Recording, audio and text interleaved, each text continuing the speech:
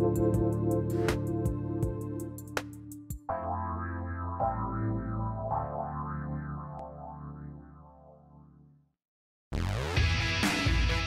listening to That Gratitude Guy podcast with David George Brooke. That Gratitude Guy.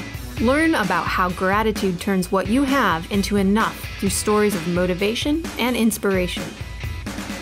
Wherever you are in your life and whatever you're going through, That Gratitude Guy is here to help you achieve great things and live a happier, healthier life.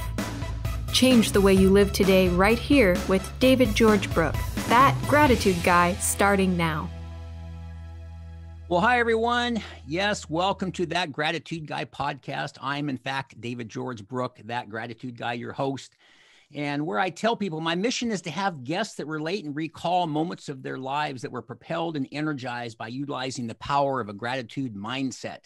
That's my favorite word. The goal is to harness the power of gratitude and illustrate its many benefits. So you can expect a little bit of a deeper dive into gratitude's immense power, a gratitude tip from the show, a gratitude nugget, how you can become a gratitude believer, and then hopefully 1 to 3 takeaways from the show and my guest. And the show is broadcast on Transformation Talk Radio on the first and third Fridays of the month at 12:30 p.m. Pacific Standard Time. However, big news here, I will be taking the month of May off for a variety of things that have come up. And starting in June 4th to be exact, I'll be starting my podcast every single Friday at 12:30 p.m., which I'm very excited about with some of the guests like Jennifer today that I've had and been able to secure. I've decided once a week would even be better to spread that word of gratitude. And I do keynote speaking and gratitude coaching. You can reach me at thatgratitudeguy.com or David at thatgratitudeguy.com on email. The social media links and the information is in the show notes below. So let me get to my guest and introduce you. And I was thinking some of the things in the bio of Miss Jennifer Matthews, all the way from Perth, Australia. This could be a whole show just going through her bio. So let me just take a few minutes to explain this to you. Jennifer Matthews is the founder and creator of the Superconscious Success platform. She's a spiritual coach, law of attraction practitioner, author, naturopath, and co-host of her upcoming podcast, Superconscious Success, Your Spiritual Shift from Fat to Wellness, for Fat to Fit Wellness, if you will. And she's the host of her Superconscious Success Summit series, which she'll be holding throughout 2021. I think there's 6 in all. On a personal level, she's the mother of 2 teenagers, a wife to a crazy scientist who I've never met, but looking forward to that one of these days. And as I mentioned, lives all the way in Perth, Australia. So thank you, Jen, for getting up at 3:30 in the morning to be on the podcast. Her purpose and mission in life is to help others expand their consciousness by connecting with Source and with their higher selves. Jen believes that in order to obtain pure peace and wellness, you need to look after your body, mind, and spirit. And she will help you to do just that with the help of all the resources that she has available to you. Jen, welcome to the podcast. Thanks, David. Thanks so much for having me here. And I am absolutely blessed to be up at 3:30 in the morning to talk to you and to hopefully share a bit of wisdom and a little bit of insight into who I am and what part gratitude has played in my life. Excellent. I couldn't have said it better myself. And I always like to give the listening audience a little bit of context. So we just talked about it off air, but tell everybody listening how you and I met. Wow. Okay. So this was going back 3-4 years now. And I was running the Living Your Intentions podcast. And you were one of my very first guests on that podcast. And the moment we met, we instantly clicked, and we've been friends for the last 4 years, where we catch up every week. We were part of a mastermind that I put together and I ran with a number of other people. And it's been a great journey to see the growth that has happened in your life as well as in mine throughout those 4 years. So I am incredibly blessed. My journey as a spiritual coach and as a naturopath has kind of changed. I don't know whether you want me to go into that or whether there's something else. We will in a second, Jen. I would like to just back up because that was Living Your Intention. What was sort of the format of that original podcast? Because now I know it's the Superconscious Success Summits and so forth, but just to step back, because I remember in the meeting being so impressed when you first met me, and I think you Googled me or something, but what was kind of the intention for the Living Your Intention podcast? Yeah, well, I was having two teenagers, as you said. I'm a naturopath, and I spent 15 years as a naturopath working online in the health field. And I absolutely loved it. But I was around that time, I was starting to really get involved in more of the mindset work. And I woke up one morning and I just realized that I was no longer passionate in the way that I was about the health build online. What I was doing, the business I was building, the whole platform that I was building, I felt that something was missing, and I realized that my passion was really in mindset, and it was in how we can actually use our minds to create a better world for ourselves, to create a better life, to set goals, to set intentions, which sort of explains the name Living Your Intention, because it was about me bringing together a whole lot of mindset experts that really devote their life to teaching others to be able to expand that mindset and to be able to be the best versions of themselves. And that was fantastic. And I met some incredible people during that time, including yourself, David, and a number of other people that I interviewed. And it was a really hard time at that point, because I had spent so long building this other platform. And to let go of something that you've spent so long building up was tough. But when you really listen deep inside and you go, okay, well, I don't think that's where my purpose is anymore, then you let go of that and we pivot to a different journey in our life. So right. I started Living Your Intention, and that was fantastic. And I had an awesome time with that. And I think I did something like 70 odd interviews on that podcast. Oh, wow. And brought together some incredible people. And it was just the start of my journey. Yeah. And I think every place that we're in puts us one step closer to our ultimate purpose in life, and as I call my life mission. And I love that. Oh, sorry, Jen. I just love the fact when you mentioned no longer passionate about it, sort of like just having such a level of self-awareness where, you know, I did this worked for a while, and whoever invented the term been there, done that. I think that's happened with a lot of us. We were all excited. I thought you were all excited about this Living Your Intention. Now you're doing something different, but no longer passionate. And you said something was missing. Can you speak to, I know it's always hard to quantify these things, that maybe what was at the top of the list that was missing I'm sure there were many things, but was there something at the top of the list? When I went towards Living Your Intention, you mean? Yeah. Okay. Well, it was kind of a strange feeling, because I remember one night I went to bed and I had done some work on, because I wrote 8 books while doing my naturopathic, 2 courses, 8 books. I'd really put everything into it. And I was working on it. I think I was recording a podcast, and I had kind of lost that spark, that enthusiasm, that like, I want to get up in the morning and I want to be able to just get stuck straight back into it. And I woke up the next morning and it felt heavy. There was something like, I just didn't want to do it anymore. It wasn't what I was passionate about anymore. And so I had to sort of delve inside and go, what is it that I would like to be doing that would give me that spark back? And that's when mindset came up. That's when I started going, you know, the part of my business, because I was in my previous health field, I was also interviewing people.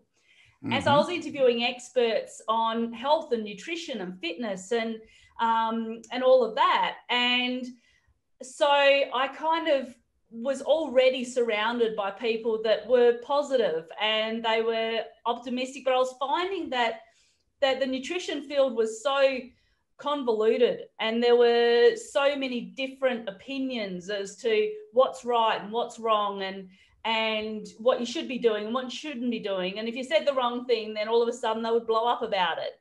So it just didn't float my boat anymore. I wasn't passionate about it.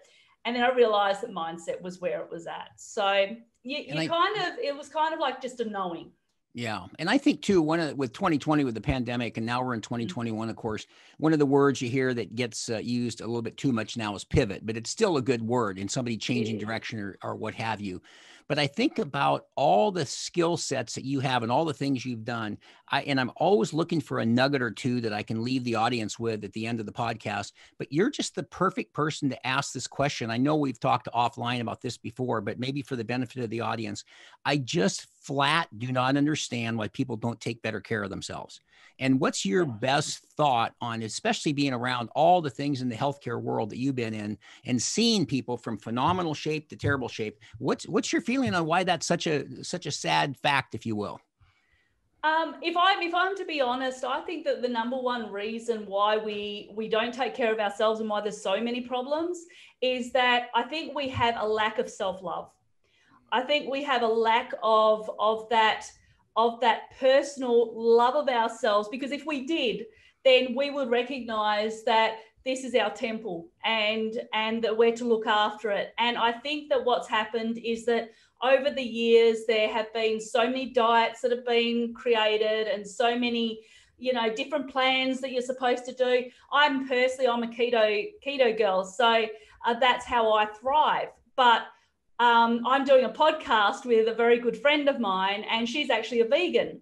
So we believe in biochemical individuality. We believe in intuitive eating. We believe in listening to your body and understanding what's right for you. And there's been so much confusion over the years as to what you should and what you shouldn't be eating.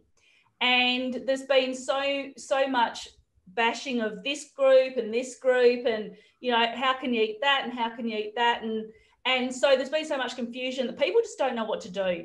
It's not that they don't want to, it's just that they're so confused about what their body's going to be. But Jen, that leads to what I think is a great question. You mentioned keto and vegan, and there's different things. So if it's, you mentioned, I think, chemically individuality, or how the body's different. How does a person that wants that, how do they go about finding out what's best for them? Yeah, look, I went for years as a yo-yo dieter. My entire life, I was up and down in my weight, and I went through many experiences as a young person, going through bullying and going through, up and down of my weight constantly, having a boyfriend that was constantly putting me down about my weight. And so because of that, I felt like I always had to be on a diet. And the thing is, you don't really know what is right for you until you actually listen within. And this is something that we don't have the capacity to do, or we have the capacity to do it, but we haven't learned how to do it, because we've got so many external factors that are being thrown at us every single day, that we don't actually listen within and go, what actually feels good for my body? I have tried pretty much every diet you can think of. I've even done the horrible, cabbage soup diet? And that was horrible. I've done the beef broth diet. You name it, all of those fad diets. This is going back years when I was a teenager, and there was all the pressures of dieting and the rest of it before I found what was right for me. And I've tried everything, and none of it worked. It would work for, a few weeks, or I'd drop a few kilos, and then all of a sudden I'd put it back on again. And it wasn't until I tested and I figured out what made me feel good and what made me have energy and what made me thrive, that I realized that keto was the way that I could live and I could be happy and I could be healthy, because life is not about deprivation. Life is not about us having to go without anything. There is an abundance of everything in our world. And the moment we start to go, oh, I've got to deprive myself, I've got to just, there's not enough of anything, and then that's when we start to sort of like doubt ourselves. And we need to find that self-love and recognize that you're worth it. And like, I've tried vegetarianism and it doesn't work for me. It's just not a plan that works for me. Whereas my very good friend Colette, she's a vegan, and that works really well for her. Yeah. So I think that it's just really digging deep and figuring out what works for you. Well, and I think too, I wrote this down, the lack of self-love, and you mentioned that a couple of times. And I think, of course, dealing with gratitude, it all starts so much with that relationship with the person in the mirror. It does, and I'm writing some things down, listen to within, maybe need to test some different types of programs and so forth to see what's right for your body chemistry or whatever it might be. But I do think it starts with that relationship with the person in the mirror. And you mentioned lack of self-love, which I think is really, really a key point.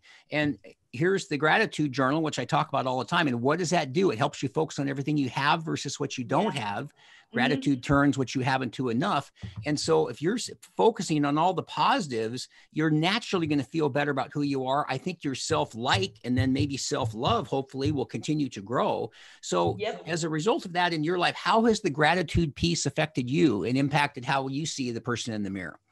Well, I tell you what, gratitude has probably played the biggest part in my life, because everything that I've gone through in my life has just stepped up that gratitude one bit at a time. That's not to say I haven't been through my challenges. You know, I've kind of been on the brink of death twice, and I've recognized that my trust in, if you don't mind me going into a bit into source, and because it does connect, because after living your intentions, which was my passion at the time on mindset, once again, source, and you can call it whatever you like, your higher self, your super conscious, that's what I go by, source, God, whatever you want to call it, it's all the one.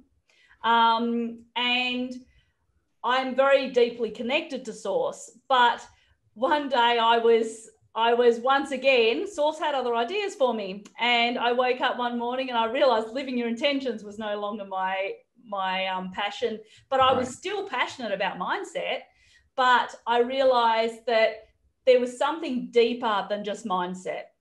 Mindset could go deeper. There was more than just learning about your subconscious. We also had source, and we had the divine, and we had how we could work with the divine. And gratitude is probably one of the highest vibrations that you can have.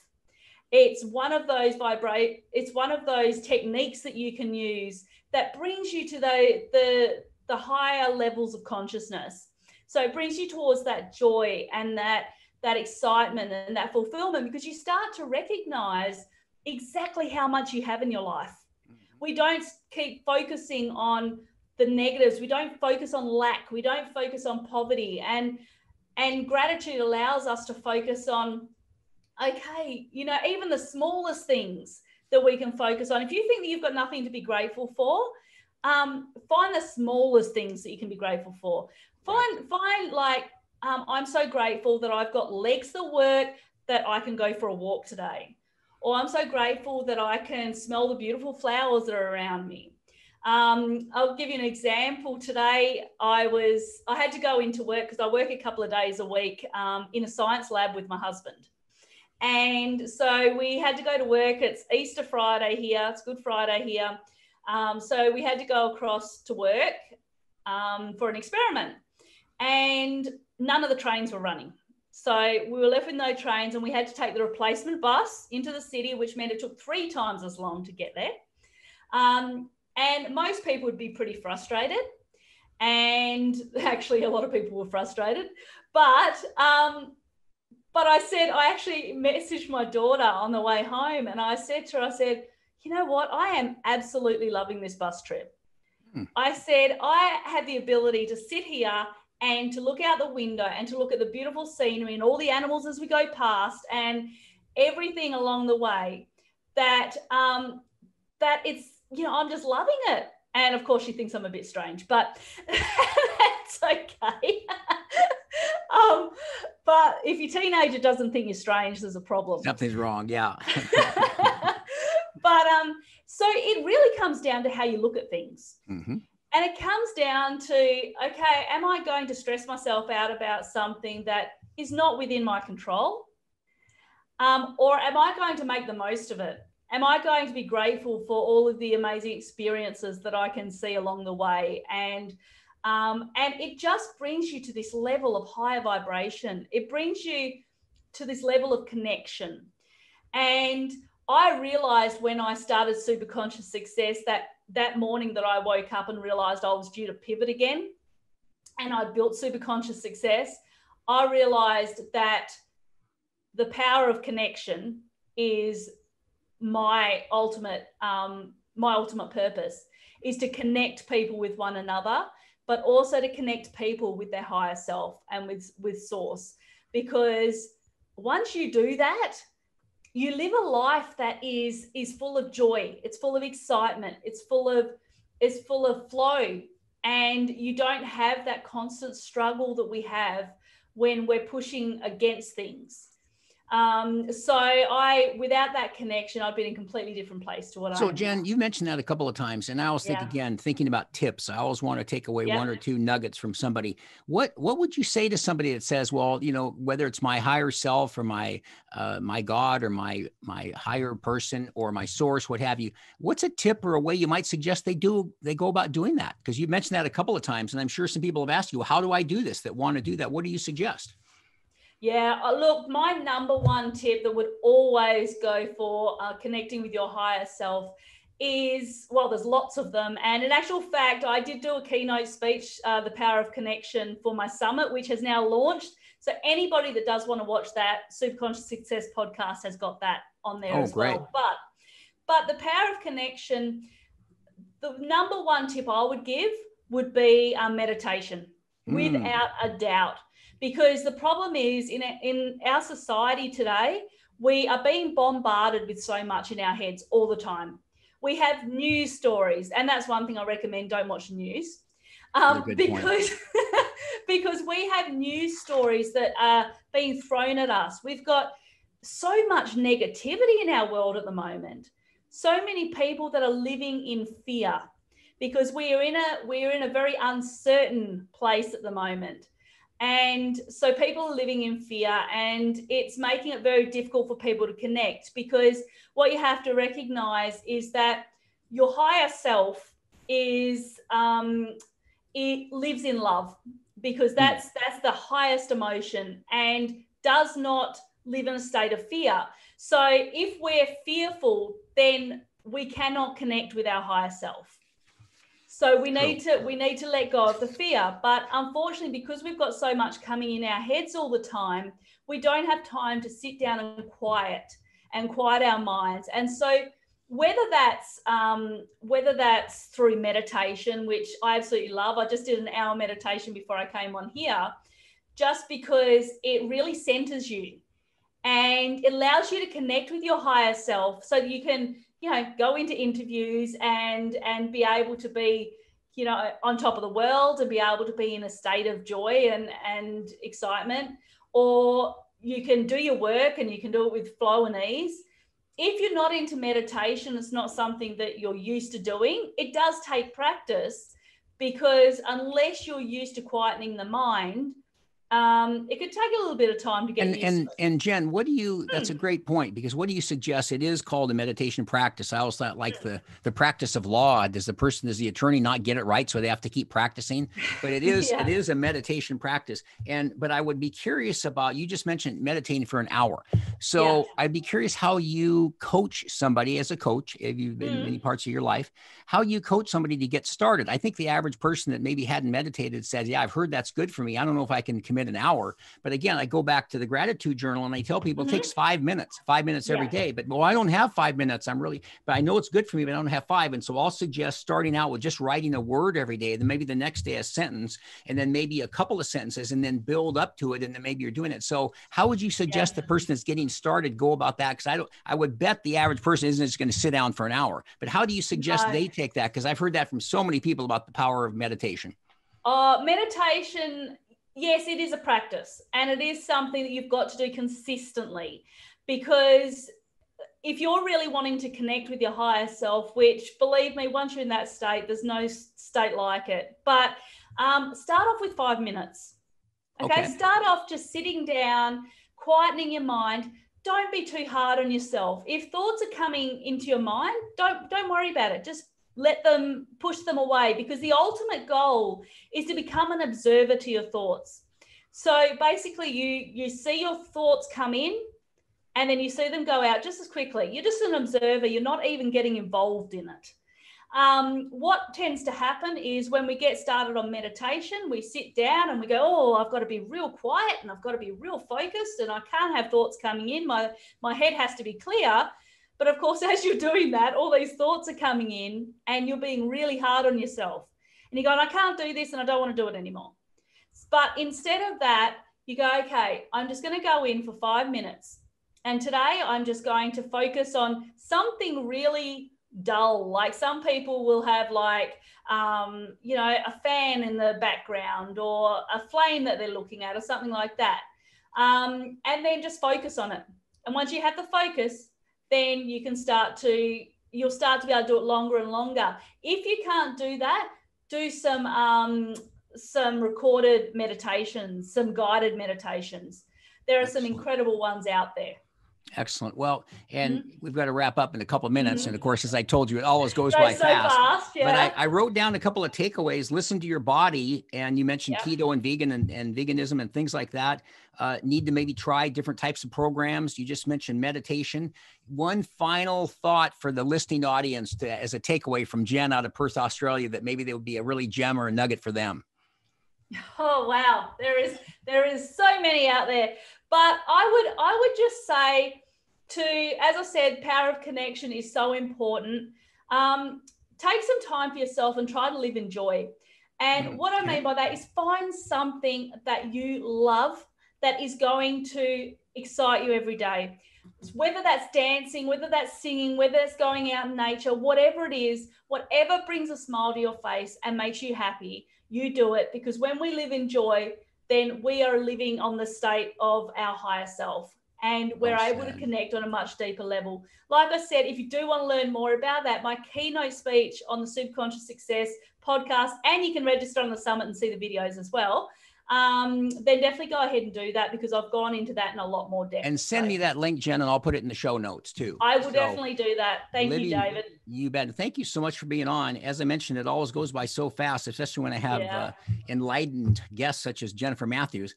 But living in joy, I really like that too. And so that's kind of it for today. But I mentioned that listen to your body and the different types of meditation. I hear that from so many people. But also a couple of reminders, wherever you get your podcasts on Apple or Spotify or Google, please subscribe. And if you like what you hear, give us a 5-star rating. And as I mentioned, I do the keynote speaking and my coaching, which is all available on thatgratitudeguy.com. And there are a lot more contact information there. And one thing I wanted to mention too, I send out a Monday morning minute every Monday, coincidentally, my 1-minute message to people on gratitude. And if you're interested in signing up for that, you just text the words gratitude guy, all one word, to 22828. That's gratitude guy to 22828, and it'll sign you up. On April 16th, a couple weeks from today, my guest is Michael Charest out of Massachusetts. He's got some great stories and a really interesting person. And following me directly is the Empowered Through Health podcast with Diane Solano. And she is just tremendous, and where you can take your health to the next level, featuring a different health topic every single week. So that is it, Jen. Thank you again so much for being here from Perth, Australia, a long ways away, a day and a half. And I do appreciate you tuning in, I should say. I am that gratitude guy. Remember, be grateful and never quit. So long. Thanks, David. You bet. Bye-bye. Thanks, Jen. Thank you for listening to That Gratitude Guy podcast with David George Brooke, where living with gratitude turns what you have into enough. Transformation starts now, and you have everything you need to achieve great things.